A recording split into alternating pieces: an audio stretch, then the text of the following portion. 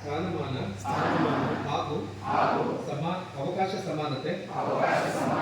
ದೊರೆಯುವಂತೆ ಮಾಡಲು ಮತ್ತು ವ್ಯಕ್ತಿ ಗೌರವವನ್ನು, ರಾಷ್ಟ್ರದ ಏಕತೆಯನ್ನು ಹಾಗೂ ಅಖಂಡತೆಯನ್ನು ಸುನಿಶ್ಚಿತಗೊಳಿಸಿ ಅವರಲ್ಲಿ ಭ್ರಾತೃಭಾವನೆಯನ್ನು ವೃದ್ಧಿಗೊಳಿಸಲು ಶ್ರದ್ಧಾಪೂರ್ವಕ ಸಂಕಲ್ಪ ಮಾಡಿದವರಾಗಿ